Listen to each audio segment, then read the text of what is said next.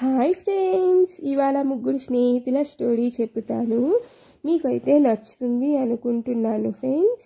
మరొక్కసారి ఎవరైనా న్యూ ఉంటే ప్లీజ్ లైక్ చేసి సబ్స్క్రైబ్ చేసుకోండి ఫ్రెండ్స్. నేను కూడా మీకు సపోర్ట్ చేస్తాను. ఓకే ఫ్రెండ్స్, స్టోరీలోకి వెళ్ళిపోదాము. మరొకసారి అందరికీ thank you so much friends.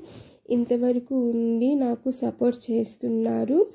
మీ అందరికీ ధన్యవాదాలు. ఓకే ఫ్రెండ్స్, ఇప్పుడు ముగ్గురు స్నేహితుల స్టోరీ గురించి చెప్తాను. మాధవి, కవిత, సరళ వీళ్ళు ముగ్గురు మంచి స్నేహితులు అన్నమాట. వీళ్ళ పేరెంట్స్ కూడా పక్క పక్కనే ఉంటారు. వాళ్ళు కూడా ముగ్గురు మంచి స్నేహితులు అన్నమాట. వీళ్ళు కూడా అలాగే పక్క నుండి స్నేహితులు అయ్యారన్నమాట. అయితే వీళ్ళ ముగ్గురికి బాగా చదివించాలి అనుకుంటారు. అయితే కవితకి తన పేరెంట్స్ లాయర్ చేద్దామనుకుంటారు.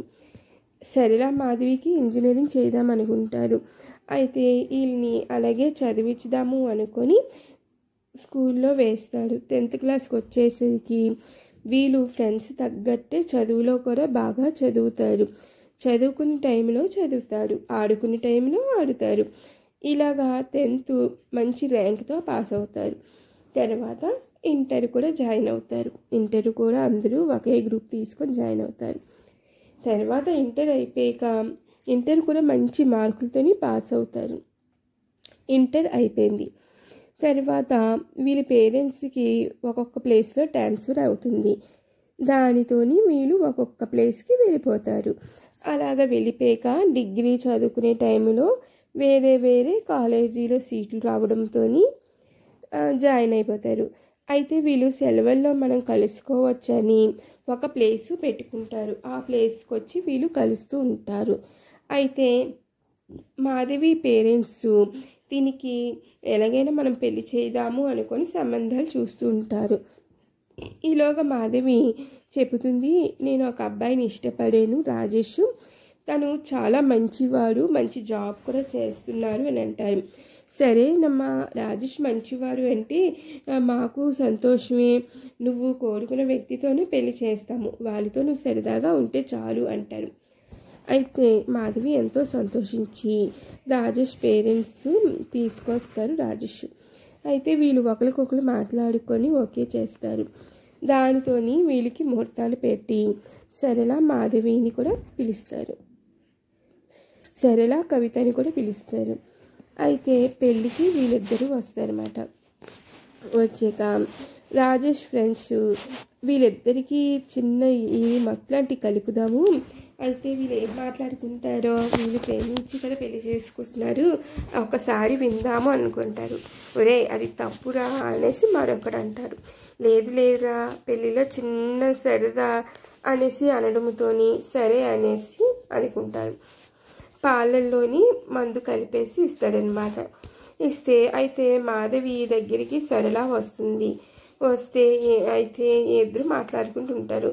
అయితే పెళ్లి కూతురికి పాలు ఇమ్మన్నారు, మళ్ళీ తర్వాత ఎప్పుడో కదా తింటాడు అనేసి పాలు తీసుకొచ్చి మాధవికి ఇస్తారు.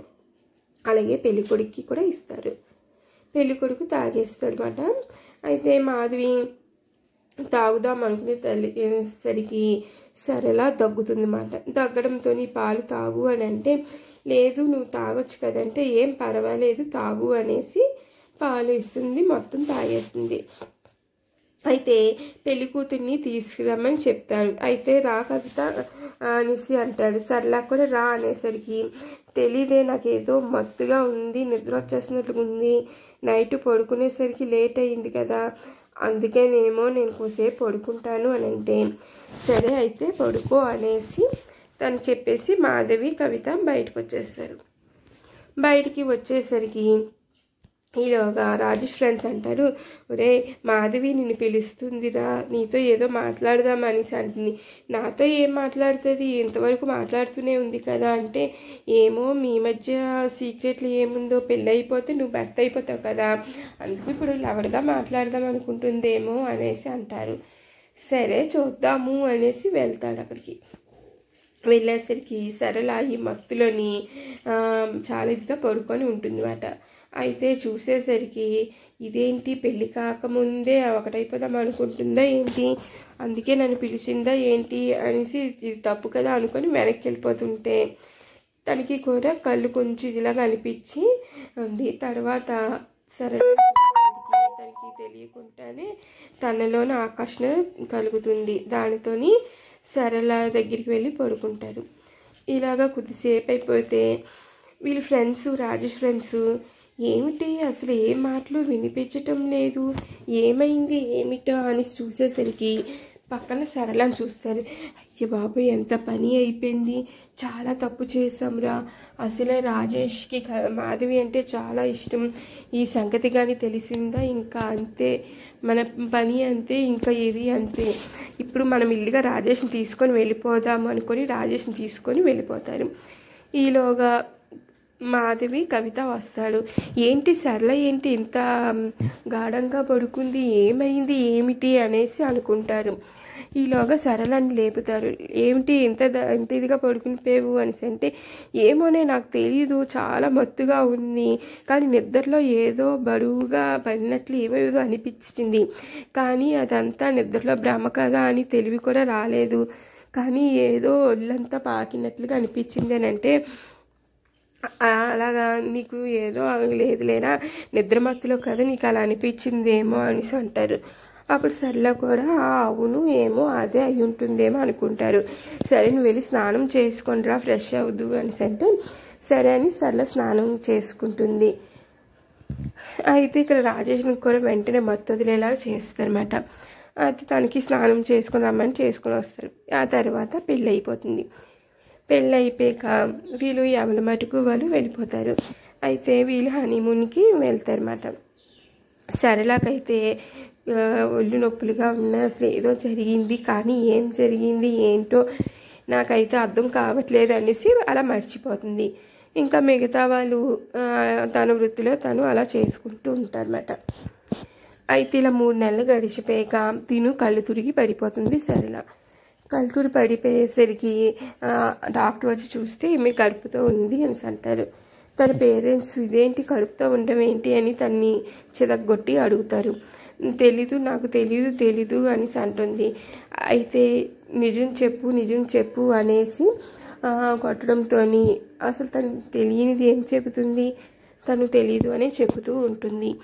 అయితే వీళ్ళు చుట్టుపక్కల వాళ్ళందరికీ తెలిసిపోయి ఇదేంటి చూసా, అందుకే అమ్మాయిని చదివించకూడదు, వదలకూడదు అని ఒక్కొక్కరు ఒక్కొక్క మాట అంటారు. అది తట్టుకోలేని సరళ పేరెంట్స్ చనిపోతారు.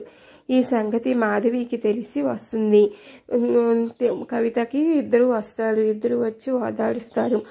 అయితే దీనితోని ఎవరూ లేరు కదా, కడుపుతో ఉంది కదా, మనతో పట్టుకెళ్ళిపోదాము అనేసి అంటుంది. కవిత అంటది, వద్దే మా ఇంటికి తీసుకెళ్తాము, మీకు కొత్తగా పెళ్ళయింది కదా సరదాగా ఉండు అని అంటే, లేదు తీసుకెళ్తాం మా ఇంటికి అనేసి అంటే, లేదు మా ఇంటికి తీసుకెళ్తాను అనేసి అంటారు. ఇలా కవిత పేరెంట్స్ మా ఇంటికి తీసుకెళ్తామమ్మా, తిని మా కూతురుగా చూసుకుంటాము అనేసి తీసుకొని వెళ్ళిపోతారు. అయితే ఇలాగా 7వ నెల వస్తుంది అన్నమాట.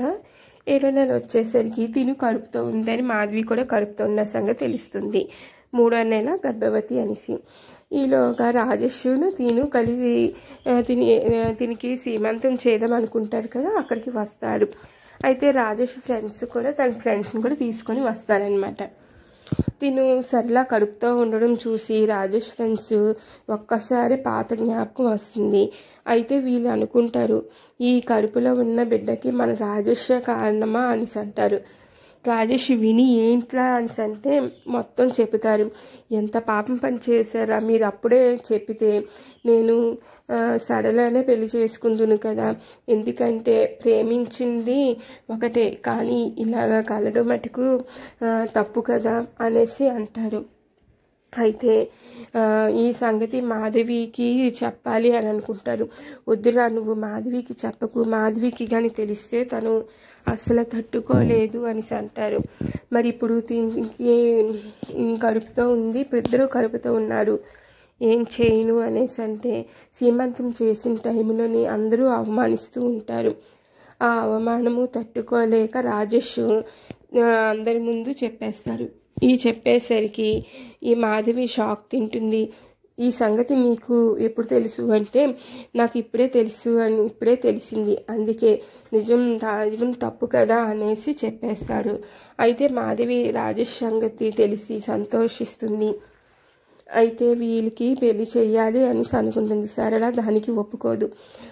ఇది తెలియని అప్పుడు అలా జరిగింది, దానివల్ల మా ఇద్దరు తప్పు లేదు, మీరు మటుకు కలిసి ఉండండి, నేను మటుకు మీ మధ్యలోకి రాదలుచుకోలేదు అని అంటే, లేదు సరళ, మనం మంచి స్నేహితులము, మనం ఎప్పుడు ఒకే దగ్గర ఉందాము అనేసి అనుకున్నాము కదా, ఆ దేవుడు మనకి ఈ విధంగా ఇచ్చినట్లుగున్నారు, మన మధ్య విరోధము వద్దు, నువ్వు కూడా పెళ్లి చేసుకో, మన ఇద్దరు మంచి స్నేహితులుగా ఉండిపోదాము అనేసి అంటే, వద్దు స్నేహితులుగా ఉండవచ్చు, కానీ ఇలాగ తోడికోడలుగా అంటే ప్రాబ్లం వస్తుంది, వద్దు అంటే, ఏ ప్రాబ్లం వచ్చినా మనము చిన్ననాటి స్నేహితులము, మన మధ్య ఏ ప్రాబ్లము రాదు అనేసి అంటారు. అయితే అందరూ కూడా ఒప్పించి పెళ్ళికి ఓకే చేయడంతో సీమంతం అయిన తర్వాత ఈ మెడలో తాళి కట్టిస్తారు. ఇలా కట్టించేసుక అయితే సరళ ఉంటుంది, నువ్వు తండ్రిగా ఉండు, అంతేగాని భర్తగా మటుకు వద్దు, నా స్నేహితురాలికే నువ్వు భర్తగా ఉండు అనేసి అంటే అలాగే అనేసి అంటారు. అయితే దీనికి కూడా నెలలు నిండుతూ ఉంటాయి అన్నమాట. అయితే సరళకి బాబు పుడతారు, మాధవికి కూతురు పుడుతుంది. అయితే సరళ బాబు పుట్టాక అక్కడి నుంచి బాబుని తీసుకొని వీళ్ళెవ్వరికి చెప్పకుండా వెళ్ళిపోతుంది. ఏ మధ్యలో నేను వెళ్ళదలుచుకోలేదు అనేసి వెళ్ళిపోతుంది.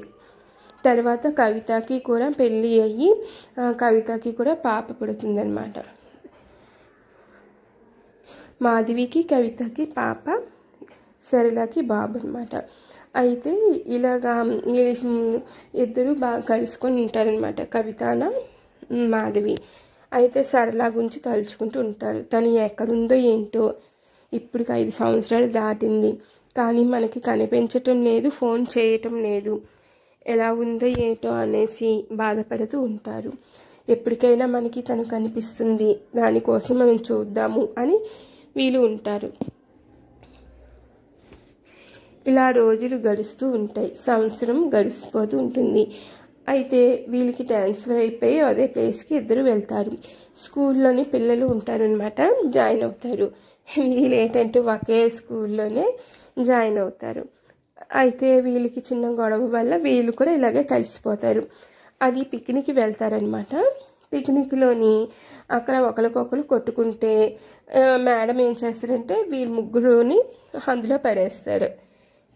ఇంకా దీనికి పుట్టిన కూతుర్ని కొడుకుని ఇద్దరిని వేస్తారన్నమాట.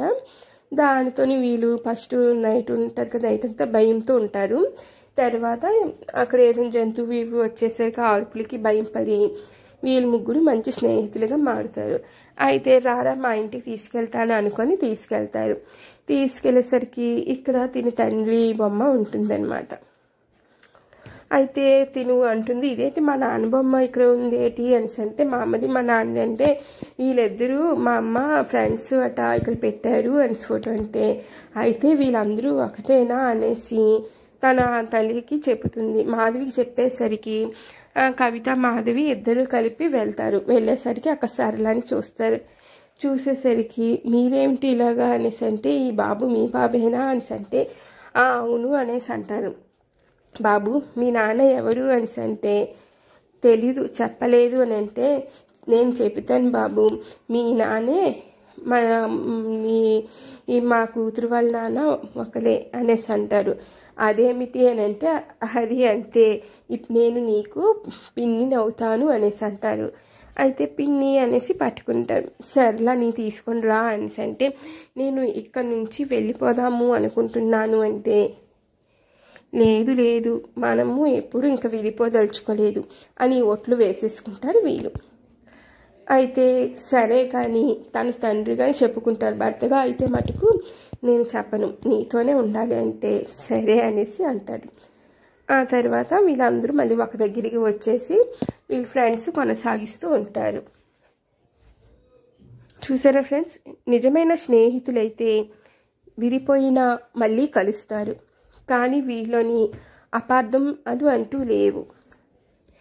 ఎంతో ఫ్రెండ్స్ సరదాగా గడిచిపోతారు.